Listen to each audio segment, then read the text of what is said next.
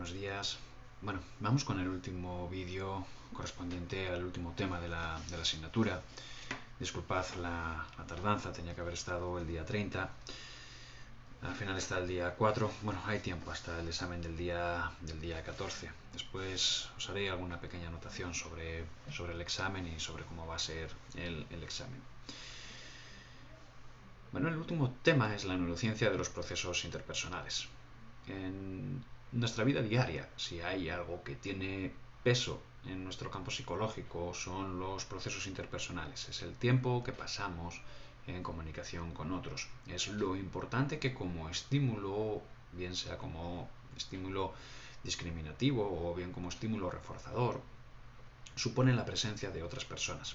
Obviamente nuestro cerebro es un cerebro social y es un cerebro que reacciona de una manera o de otra dependiendo de las personas que están a nuestro alrededor o dependiendo de aquello que está a nuestro alrededor. Y nuestro cerebro es altamente sensible a la presencia de otras personas.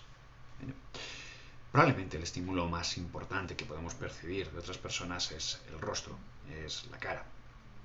Y si os habéis dado cuenta, hay muchísima investigación sobre cara. Ya, por ejemplo, mi teléfono se puede desbloquear mediante reconocimiento facial. Imagino que a vosotros que estáis más duchos en estas cosas de la tecnología, probablemente tendréis muchísimas más herramientas que estén basadas en el reconocimiento facial y llegaremos algún día a que se dé esta situación como en las películas de firmar con el reconocimiento de la retina y cosas por el estilo.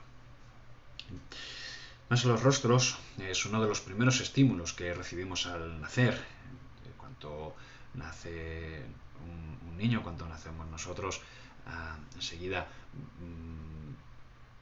iba a decir que vemos la cara de nuestra mamá, pero no es cierto. No tenemos por qué ver la cara de nuestra mamá, ni tenemos por qué ver correctamente la cara de nadie de los que están a nuestro alrededor. Pero sí que es cierto que los rostros de nuestros padres son un estímulo importante, o de nuestros cuidadores, mejor dicho, pues no tienen por qué ser los padres, son un estímulo importante en nuestra infancia. Más la cara es probablemente la clave más distintiva de cada uno de nosotros, la que nos hace diferentes a cada uno de nosotros, y probablemente sea el rango biológico más utilizado, más determinado, más determinante a la hora de identificar unos individuos y categorizarnos unos individuos a otros. Es importante el rostro. Existen dos modelos que explican el proceso facial, o nosotros vamos a hablar de dos modelos. Uno es el modelo funcional para el procesamiento de rostros, propuesto por Bruce Young en el año 1986, y el otro es el modelo de distribución neural para la percepción de rostros de Hasby, Hoffman y Giovini del año 2000. Bueno, el modelo funcional para el procesamiento de rostros, propuesto por Bruce y Young, lo que hace es que viene a defender la idea de que en el cerebro existe un sistema especializado en la identificación de caras y que es diferente al sistema de identificación de cualquier otro tipo de estímulo visual.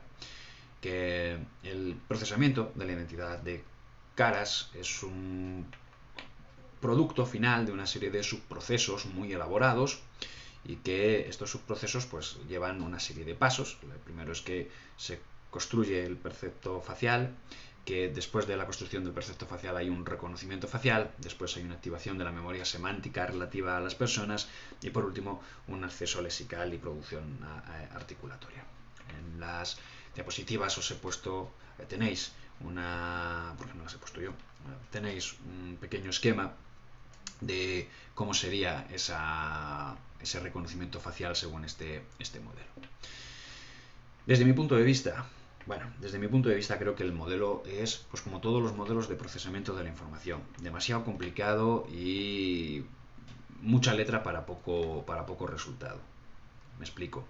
Es un modelo complicado, es un modelo difícil, es un modelo que realmente no nos ayuda a predecir y describir de una manera correcta o sensata el comportamiento reconocer caras. Hay probablemente modelos mucho más sencillos que estos modelos basados en el procesamiento de la procesamiento de la información. Y es un modelo hijo de su tiempo, es un modelo de los años 80, está muy de moda el procesamiento de la información, las teorías sobre el procesamiento de la información. Y bueno, yo que estudié psicología a finales en los 90, os puedo asegurar que estos modelos de procesamiento de la información eran el pan de todos los días y son modelos, desde mi punto de vista, demasiado complicados. Aparte que anatómicamente, si nos fijamos en la manera en la que anatómicamente funciona el cerebro, el modelo tampoco tiene ni muchos pies ni mucha cabeza. Un segundo modelo es el modelo de distribución neural para la percepción de rostros. Bueno, este modelo está basado en observaciones realizadas a pacientes con daño cerebral que tenían afectadas la habilidad de reconocer caras. Sí que es cierto que este modelo enfatiza la distinción entre la representación de los aspectos invariantes del rostro que permiten reconocer una identidad y luego pues aspectos variables que facilitan la interacción social. Es decir, cuando nosotros percibimos una cara hay una serie de estímulos que no cambian, que son invariables, que están ahí, y luego hay una serie de estímulos que son cambiantes, es decir, cuando sonreímos o no sonreímos, cuando ponemos cara de encabronados o cuando nuestros labios ponen cara de mierda, qué miedo me genera esto. Es decir, hay una serie de variables fijas que no cambian y una serie de características que sí que son variables y que cambian. Así que bueno, prevén o predice una estructura jerárquica que distingue un sistema central para el análisis visual de los rostros y otro para el proceso que permite dotar de significado a la información que se obtiene de las caras. Entonces, igual, tenéis en la diapositiva un modelo, una especie de mapa mental de cómo funcionaría este modelo de reconocimiento de caras. Las principales áreas cerebrales relacionadas con la percepción de caras, el surco temporal superior, con la percepción de los movimientos faciales y de los aspectos cambiantes de las caras, el giro occipital inferior, percepción temprana de rasgos faciales, el giro lateral fusiforme, con los aspectos invariables de la percepción de una identidad única, y la amígdala y la ínsula para la reacción emocional. Lo mismo, esto lo tenéis en las diapositivas. Bueno, es un aspecto interesante. Dentro también del reconocimiento de rostros es interesante la integración de las teorías psicosociales, especialmente la integración de teorías que vienen desde la psicología evolucionista sobre tres aspectos: la categorización social, el atractivo y la expresión emocional. Dentro de la categorización social, lo que se ha investigado es que las personas somos capaces de recordar mucho mejor los rostros de la propia raza que los rostros de razas de otras razas. Bueno, aquí de verdad, y esto es una opinión personal, creo que muchas veces nos gastamos el dinero en hacer investigación a lo tonto y a lo sordo y sin tener en cuenta, porque cualquiera de vosotros podemos hacer la experiencia que si se os expone a una serie de estímulos de rostros de personas chinas o de rostros de personas nigerianas a una velocidad o lo suficientemente elevada, muy probablemente la distinción de rostros para vosotros sea muy complicada y haya diferencias significativas a si hacemos lo mismo con rostros faciales españoles. Esto no tiene nada que ver con ser racista o no ser racista, tiene que ver con la capacidad predictiva del cerebro. Es algo de lo que vamos a hablar ahora en unos minutos. ¿Algunos de estos estudios? Bueno, pues algunos de estos estudios tenéis uno de Golby, Gabrieli, Kiao y Eberhardt del año 2001, que lo que hicieron es, utilizando la resonancia magnética funcional, ver si había sustratos neuronales de la superioridad de la memoria en la misma raza con respecto a la memoria de otras razas. Los resultados, pues que los hombres europeos americanos y los afroamericanos que se sometieron veían fotografías de hombres de cada una de sus razas y de diferentes objetos, y lo que pasaba era que el reconocimiento fue superior para las caras de la misma raza en comparación con otras razas. Bien. El área fusiforme era mayor su activación ante los rostros de la misma raza que ante los rostros de otra raza. En cuanto al atractivo físico, bueno, existen muchas dimensiones socialmente relevantes extraídas de los rostros que se pueden considerar atractivo físico y, bueno, pues dentro del atractivo físico del rostro pues está los ojos, el tamaño de los ojos, el color de los ojos, la nariz, el tamaño de la nariz, los pómulos, el tamaño de los pómulos, el estímulo rostro en general, etcétera, etcétera, etcétera.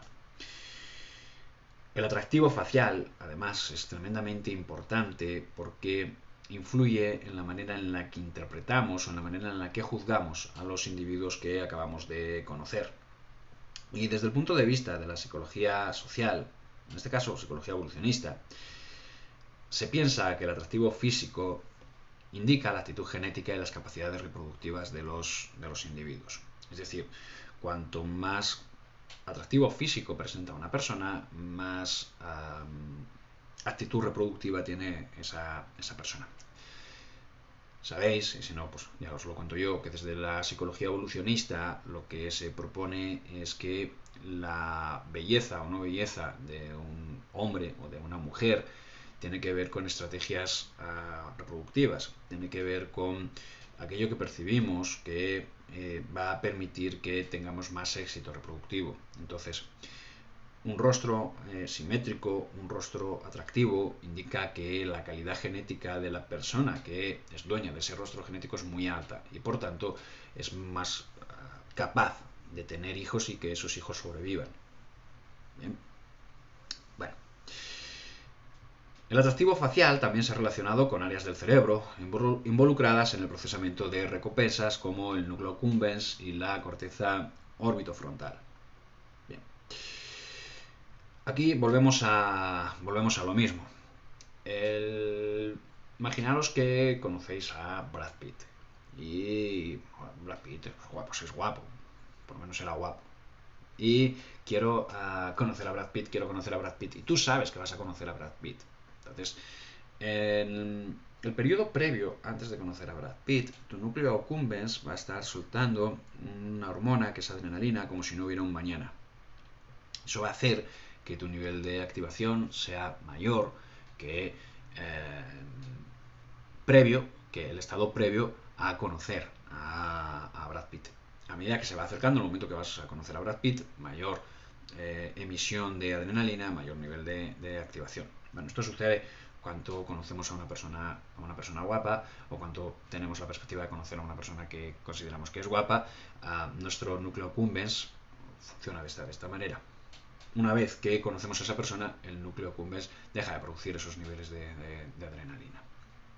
Y entonces ahí pues tenemos que hablar de otras áreas del cerebro que se activan a la hora de percibir el atractivo o no atractivo.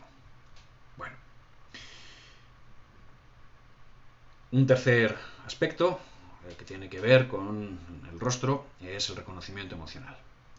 El rostro provee de información no solamente sobre la identidad de las personas, sino también sobre qué están sintiendo esas personas. Bueno, en un estudio de Adolphs del año 2002, lo que se hizo fue plantear que el reconocimiento de emociones faciales se obtiene a través de tres estrategias. Primero, la percepción, que depende de la corteza visual, es en respuesta a características geométricas del rostro. Segundo, que el propio reconocimiento depende del funcionamiento integrado de distintas áreas corticales que analizan esos rasgos faciales. Y bueno, pues tercero, que el cerebro logra identificar las emociones faciales, se produce una activación de las zonas de la corteza motora, lo que provoca un efecto de simulación. En principio serían esas tres fases. Un estudio posterior de Adolphs, Damasio y Tranel encuentran que daños en el hemisferio derecho afectan al procesamiento de las expresiones faciales. Y investigaciones más recientes encuentran que existen procesos cerebrales de reconocimiento de emociones lateralizadas en el hemisferio derecho frente a rostros y en el hemisferio izquierdo ante palabras con contenido emocional. Bien. Como también podéis ver en las diapositivas, pues hay un par de referencias a pacientes con esquizofrenia que tienen problemas en el reconocimiento de las emociones faciales y también tienen mayores dificultades a la hora de reconocer emociones negativas como la ira o el miedo o a la hora de interpretar expresiones emocionales neutrales. Bien. Entonces el rostro es importante, resumiendo, es importante. Existen dos modelos diferentes de procesamiento de rostros. Un modelo de procesamiento de la información, otro modelo que propone diferentes áreas cerebrales y diferentes procesos en esas áreas cerebrales. Y que el rostro es importante no solamente para la identidad, sino también para el atractivo físico, para el reconocimiento de caras, de rostros, incluso el reconocimiento de rostros de otras razas lo hacemos más lento que el reconocimiento y con peor memoria que el reconocimiento de caras de nuestra propia raza, y también está relacionado con la percepción o no percepción del atractivo físico y de las emociones. En cuanto a la percepción de las emociones, bueno, aquí voy a romper una lanza en contra de esto que os acabo de contar y que tenéis en las diapositivas. Y es la teoría de la construcción de las emociones. La teoría de la construcción de las emociones lo que viene a contarnos es que ninguno de nosotros somos capaces de predecir o de prever correctamente las emociones que están sintiendo las otras personas. No existen emociones universales. Tradicionalmente en psicología se nos ha contado la historia de que existen una serie de emociones básicas. Es una historia que viene desde atrás, por ejemplo, desde la teoría trifásica de Eysenck, en el que para definir una emoción te habla de las tres partes de las emociones: una respuesta fisiológica, la experiencia subjetiva y, por otro lado, la experiencia verbal de la emoción, o conductual de la emoción, perdón. Por otro lado, la teoría de James Lange, en la que primero tiene que darse una activación física y después de esa activación física somos conscientes de esa activación, o la teoría de Sachter y Singer, en el que sí, se tiene que dar esa activación física, pero hace falta que hagamos una especie de proceso de atribución para... Bueno, hay 20.000 modelos que explican las emociones en psicología, y uno de ellos es la teoría de las emociones universales, la existencia de posibles emociones universales. Esta teoría está muy defendida por Paul Ekman, y de hecho incluso hubo una serie de televisión basada en uno de sus libros, que fue Lie to Me, Miénteme. Bueno, la realidad de las cosas es que no existen emociones universales. Existe pensamiento poblacional, que es diferente. Es decir, dentro de ciertas expresiones de aversión podemos encontrar 20.000 maneras de expresar esa aversión, y una de ellas es miedo. O la podemos categorizar como miedo. Pero el miedo no se expresa exactamente igual en ninguna de las comunidades humanas que existen.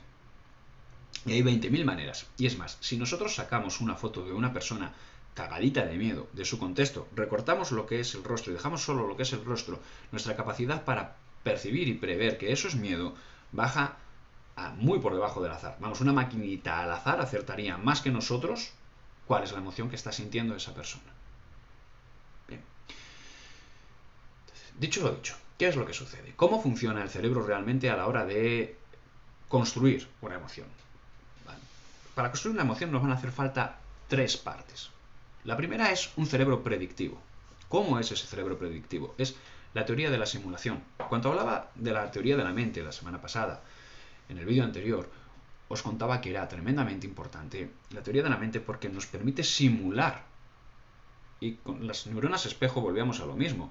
La gran ventaja que tienen estas neuronas es que nos permiten simular. Pero esa simulación la hacen solamente las neuronas espejo. Esa simulación la hace solamente la teoría de la mente. No. La mente es un estado computacional de tu cerebro en un momento dado. Es decir, es un estado físico de activación de una serie de neuronas y de sistemas neuronales en un momento dado. No hay nada llamado mente.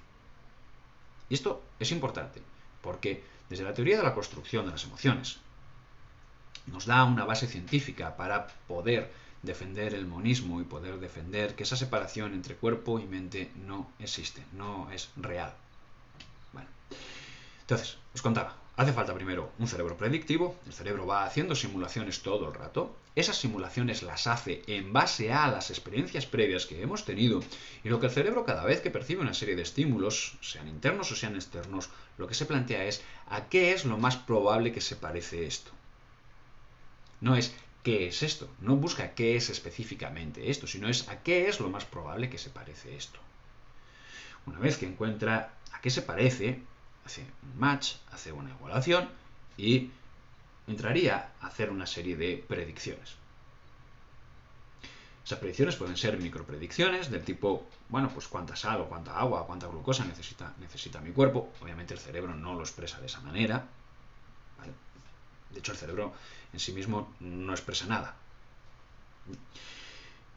O hace una macropredicción, es decir, se hace preguntas del tipo ¿qué significará esa sonrisa? ¿O qué significará el correo electrónico que me acaba de mandar una alumna con malas pulgas?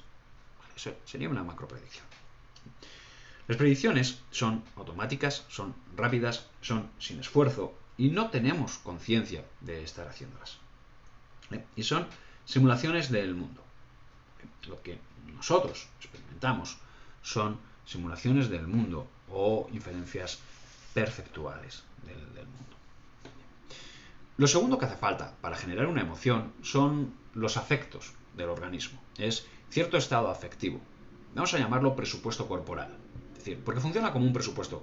Igual, si yo tengo un presupuesto de 100 euros para libros y me gasto 150 libros, estoy 150 euros en libros, estoy 50 euros en déficit. Si me gasto 50, estoy 50 en superávit. Y eso lo tengo que ir equilibrando. Funciona exactamente el presupuesto corporal exactamente igual.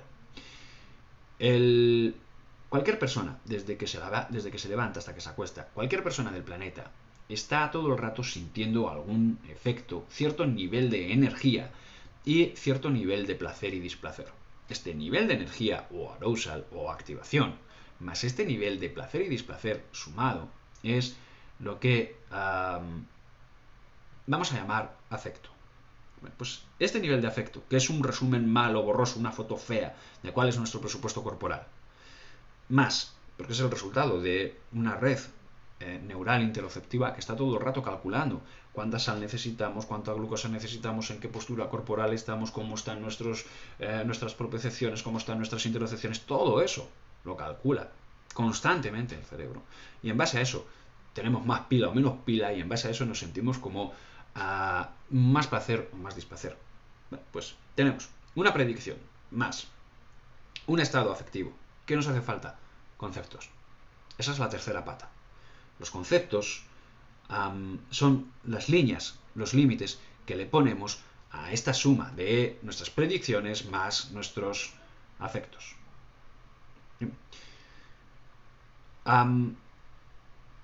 Los conceptos suelen ser categorías y esas categorías normalmente las solemos poner en palabras.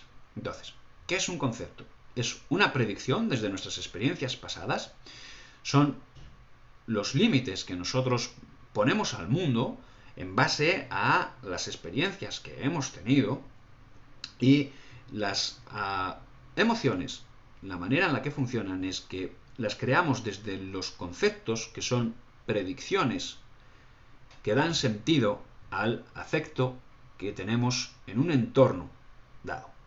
Es decir, el concepto lo que hace es permitirnos una predicción sobre cómo nos estamos sintiendo en este momento, qué afecto tenemos en este momento, en una simulación cerebral de un entorno en un momento. Esas son las tres patas de las emociones. ¿Esto qué significa? Significa que diferentes culturas, diferentes emociones. Tal cual. Diferentes historias de aprendizaje, diferentes emociones. Diferentes momentos históricos de la vida, diferentes emociones. Y el problema es que nos tiene que entrar en la cabeza, y esto es pregunta de examen, es que la expresión de las emociones no deja de ser un sistema discreto. Es decir, no podemos hacer muchas cosas con nuestra cara. Podemos sonreír, podemos alzar los labios, algunos pueden alzar la ceja, otros pueden mover las orejas. Podemos hacer relativamente pocas cosas con nuestra cara. Es como el lenguaje. El lenguaje, el abecedario, tiene relativamente pocos componentes. Tiene 28 letras el castellano. Pero, ¿qué sucede cuando combinamos todo esto? El sistema es una combinatoria tan grande, tan grande, tan grande, que los resultados pueden ser infinitos. Lo mismo sucede con las emociones. Tenemos muy pocos elementos para expresar emociones físicamente en nuestro rostro, muy pocos. Y estos pocos elementos nos permiten una cantidad bestial de expresiones emocionales. Pero no existe un reconocimiento emocional universal. No existen las emociones universales. Y espero que esta idea quede clara. Bueno, un tema más es la atribución social. La amígdala, los ganglios basales y el núcleo accumbens son responsables de realizar, respectivamente, predicciones sobre castigos y recompensas en las situaciones en las que el individuo se encuentra. La corteza lateral temporal es la estructura básica que nos va a permitir la construcción de inferencias emocionales. Entonces, bueno, ¿cómo sería la atribución social? Bueno, hay un modelo, que es el modelo de atribucional de Weiner, que también lo tenéis dibujadito en las diapositivas, en el que estaría basado, por un lado, el locus de control, por otro lado, la estabilidad, y por otro lado, la controlabilidad. No voy a entrar en explicarlo, lo tenéis explicado en las diferentes diapositivas. Sí os quiero contar que, por ejemplo, con respecto al locus de control, que parece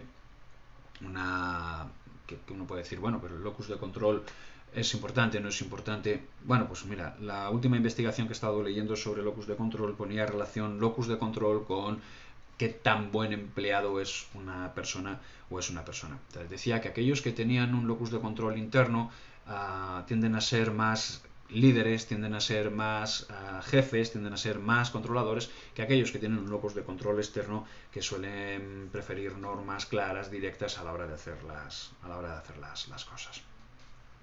Bueno, está bien, es una investigación más. Al final, la atribución social lo único que es de qué manera somos capaces de atribuir de qué manera somos capaces de atribuir las consecuencias de nuestros actos. Y que sí que es cierto que las anomalías en atribución social suelen verse o suelen estar dentro de la base de ciertos problemas psicológicos, como puede ser la psicosis o puede ser la depresión. En cuanto a la atribución de la ética, de la moralidad y de la honradez, bueno, las llamadas emociones morales, que están en función de los intereses o del bienestar de la sociedad o del bien del conjunto, son emociones relativamente complicadas y que dependen muchísimo, muchísimo de la cultura de cada uno. Se han propuesto 4 familias. Por un lado, las emociones de condena, ira, disgusto, desprecio, indignación; las emociones de autoconciencia, vergüenza, pudor, culpa; emociones relativas al sufrimiento ajeno, la compasión; y emociones de admiración, gratitud, devoción, admiración. Este tipo de procesos se han vinculado a la teoría de la mente. Y las investigaciones en las emociones morales se ha tornado relevante para el estudio de ciertas psicopatologías que presentan las conductas antisociales, especialmente el trastorno antisocial de la personalidad. Tenéis en las diapositivas los criterios diagnósticos del DSM-5 para el trastorno antisocial de la personalidad. Y bueno, al final lo que tenemos que intentar mirar a nivel de neurociencia es qué podemos observar en este tipo de trastorno. Bueno, lo que básicamente vemos es que las disfunciones asociadas a la psicopatía suelen estar relacionadas con zonas asociadas al procesamiento de estímulos sociales complejos y al lenguaje, tales como la corteza prefrontal, particularmente en la región ventromedial, la corteza orbitofrontal, la corteza frontal polar y el lóbulo temporal anterior. También, y es de todo lógico, que vamos a ver afectaciones en las zonas dedicadas al procesamiento emocional, como la amígdala, el hipotálamo ventromedial, el tálamo dorsomedial y la cabeza del núcleo caudado. Si no, pues no tendría mucho sentido. cuanto se ha utilizado máquinas de resonancia magnética y se ha puesto a los sujetos una serie de fotografías para que observasen el contenido moral de estas fotografías, lo que se veía era que las redes límbicas, paralímbicas y corticales se activaban. Y que en las personas con psicopatía estas activaciones eran diferentes en grado, eran menores que en las personas normales. Bueno, también se ha propuesto que el juicio de las actividades morales dependa de dos factores. El primer factor sería un factor emocional, tendría que ver con las áreas límbicas del cerebro, y otro factor tendría que ver con el razonamiento de consecuencias de un hecho, tendría que ver con la zona prefrontal del cerebro, y que por lo tanto lo que tendría que suceder es que ante ciertos juicios morales la resonancia magnética debería identificar una activación de áreas cerebrales asociadas a la respuesta a ciertos dilemas morales. Entonces, tenéis un dilema moral planteado en las diapositivas y bueno, pues simplemente espero que os llame la atención el dilema y la respuesta a este dilema. Se ha replicado muchísimo, tanto en España como en Estados Unidos. Por ejemplo, yo conozco otra versión, en vez de con coches, con trenes, propuesto por Dan Ariely, un psicólogo americano de la Universidad de Duke, que obtiene básicamente el mismo resultado desde otro paradigma diferente, desde un paradigma conductual, no desde un paradigma neurofisiológico.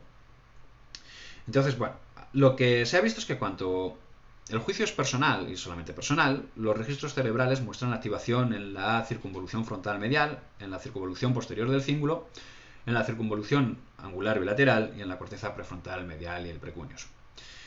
Todo esto pues tiene que ver con el procesamiento de emociones básicas y con la memoria de trabajo. Claro, el problema es cuánto los dilemas son complicados y sí que los juicios tienen que ver con otro tipo de cuestiones. Que las regiones asociadas a juicios personales y emociones, la ínsula, la circunvolución frontal inferior y el precuneus, se activan, pero también se activan áreas relacionadas con procesamientos cognitivos abstractos y contextuales. La corteza prefrontal dorsolateral, los lóbulos parietales, la corteza anterior y posterior del cíngulo, lo cual confirmaría la hipótesis que estos juicios morales tendrían dos partes, la parte emocional y la parte moral o la parte cognitiva, o al menos así es como nuestro cerebro procesa esta información. En cuanto al estereotipo y el prejuicio, es uno de los temas clásicos de la psicología. Ya en la introducción os comentaba que el tema del prejuicio y el tema del estereotipo tuvo mucho que ver con la publicación de ciertas leyes antirraciales en los Estados Unidos.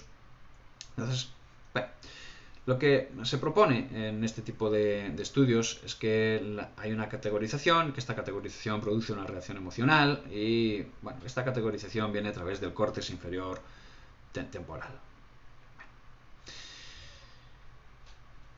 Generalmente lo que suele pasar es que no tenemos control sobre las respuestas raciales, no tenemos ningún tipo de control cognitivo sobre este tipo de respuestas. Y así lo confirmó Amodio en un experimento de 2004. Las respuestas neurales no controladas de prejuicio social por raza pueden ocurrir a pesar de la activación de los sistemas neurales que detectan la necesidad de control cognitivo o a nivel de córtex anterior cingular. Es decir, indica que el sujeto sabe que no es oportuno o que es inadecuado exhibir una reacción de prejuicio hacia una persona, pero a pesar de ello, esa reacción de prejuicio se podría activar.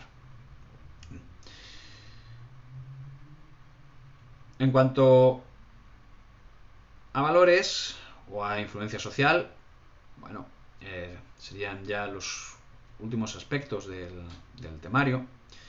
Los estilos individualismo y colectivismo, los estilos de concepción del yo, todo aquello que se refiere a valores culturales que influyen en lo que la persona piensa o acerca de sí misma o acerca de las relaciones con el contexto social o físico, pues, parece ser que está implicado el córtex prefrontal medial y el corte cingulado posterior. Lo curioso del caso es que hay investigaciones en las que se encuentra que el pensamiento progresista liberal está asociado con una importante actividad en el corte cingulado anterior, que eso se relaciona con una mayor sensibilidad para alterar la pauta habitual de respuesta en función de las circunstancias, o lo que viene a ser lo mismo, pues aquellas personas que son de corte conservador vendrían a ser personas a las que les cuesta mucho trabajo variar nada o caminar hacia adelante o hacia cosas nuevas. En teoría, pues esto debería correlacionar con la apertura a la experiencia si hiciéramos una medida de test de personalidad, pero nada nuevo bajo el sol. Que un conservador no activa áreas cerebrales vinculadas con el cambio, pues es lo lógico. No se aporta nada nuevo. Volvemos a lo mismo de en qué se gasta dinero a la hora de hacer investigaciones.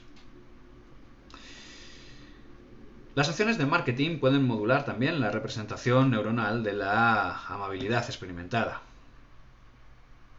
El aumento de precio de un vino aumenta los informes subjetivos de sabor agradable, así como la actividad dependiente del nivel de oxígeno en sangre de la corteza orbitofrontal medial, un área que se cree que codifica el placer experimentado durante las tareas experimentales. Bueno, hay muchísimo ahora sobre neuromarketing, es un área de investigación bastante amplia. Del neuromarketing vienen también algunas ideas del tipo que tu cerebro ha decidido mucho antes que tú, tu cerebro sabe antes que tú lo que vas a hacer y lo que no vas a hacer. Bueno, hay que tener cuidado con estas áreas. Y nos quedaría un último tema, que es psiconeuroinmunología.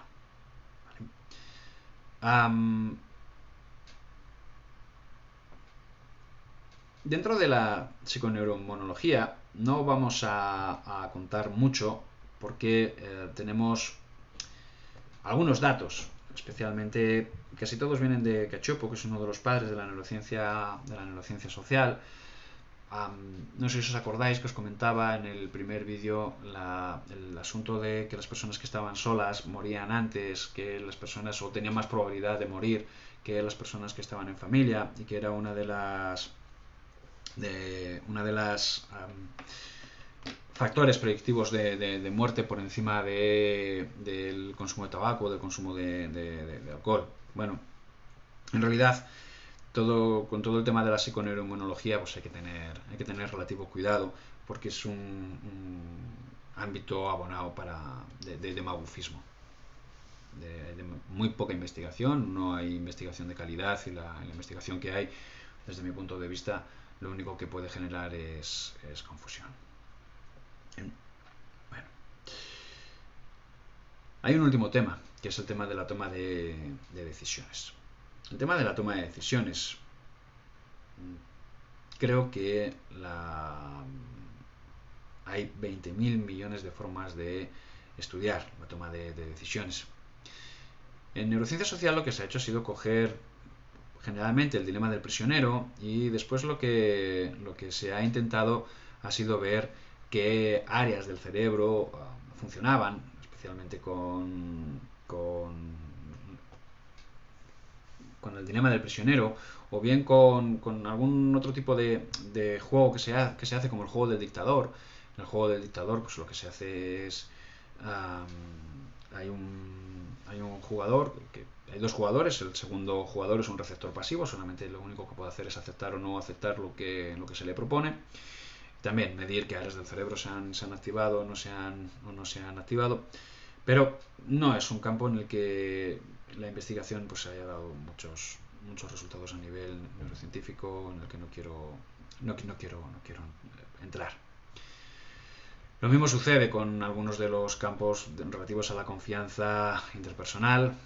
La confianza es un ámbito complicado, es un ámbito que se puede conceptualizar de muchas maneras. Puede haber confianza como estado psicológico, lo contrario sería la vulnerabilidad. Confianza como elección, ganancias o pérdidas.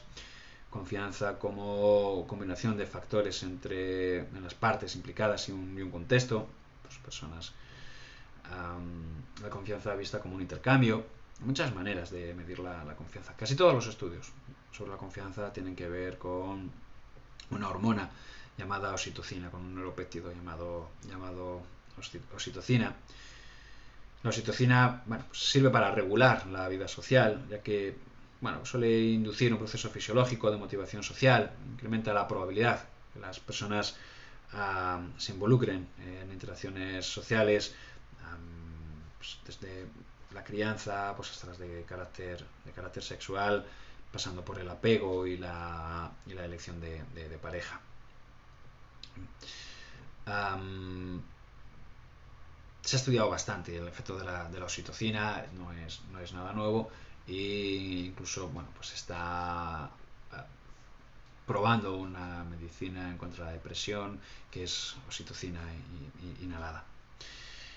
La amígdala parece que también tiene algún tipo de reacción en las cuestiones de confianza, y generalmente se ha comprobado que las mujeres, cuando están ovulando, se ven menos inclinadas a la confianza que cuando no lo están. En cuanto a las áreas cerebrales, a nivel cortical, el córtex prefrontal ventromedial es una de las partes más implicadas, y la otra el polo temporal, que tiene que ver con la evaluación de las recompensas futuras. Obviamente la confianza está vinculada a la cooperación y a la competición. Entonces, si nos fijamos y decíamos que en la confianza la oxitocina era una hormona fundamental, pues lo mismo sucede. La oxitocina, los niveles de oxitocina están relacionados con la expresión de cooperación entre seres humanos. Los comportamientos de cooperación recíproca están relacionados con los procesos de recompensa, al igual que los procesos de confianza. Entonces esperamos que exista una activación de las mismas áreas cerebrales. Lo que se ha encontrado ha sido evidencia de una activación subcortical en el cuerpo estriado, concretamente en el núcleo caudado, que cuando las personas están inmersas en una tarea de cooperación con un compañero humano, que no se activa cuando el procedimiento se realiza por ordenador. También se ha encontrado que se activa la zona cortical orbitofrontal, que es la que tiene que ver con el cálculo del sistema de recompensas, que ocurría también en el campo de la confianza. Bien. Cuando a ciertos pacientes se les daba una dosis de reboxetina, que es un inhibidor de la recaptación de la noradrenalina, lo que se encontraba era que las personas eran más cooperativas. Y cuando se da un recaptador de la serotonina, como citalopram, que es uno de los medicamentos más utilizados en la clínica, también se da lugar a una mayor cooperación. Bien. Hasta aquí tenéis algunos datos más sobre la justicia en las diapositivas. No voy a entrar en ello.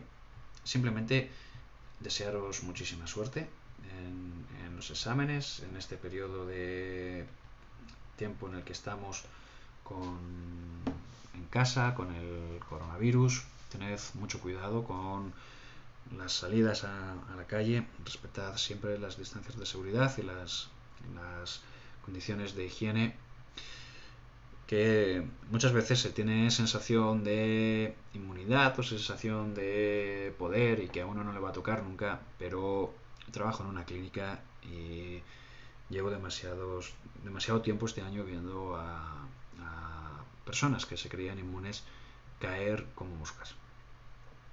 Dicho lo dicho, el examen es el día 14 y el examen serán preguntas abiertas y serán preguntas con una respuesta, una posible respuesta. El examen va a ser tipo test, ¿vale? Cuando digo preguntas abiertas me refiero a que no os voy a preguntar directamente si me digáis si es verdadero o falso que el rostro constituye uno de los primeros estímulos que recibimos al nacer. No. Van a ser preguntas para pensar. Van a ser preguntas para pensar. Por ejemplo, si os he comentado que la oxitocina es un generador de relaciones sociales, pero ¿qué ocurriría si la oxitocina también generase conductas agresivas? ¿Os lo habéis planteado? ¿Qué ocurriría si la ausencia de serotonina no diera lugar a una depresión? ¿Bien? Os pasaré un pequeño vídeo con algunas reflexiones antes, del que no voy a preguntar nada. Estudiad, pensad.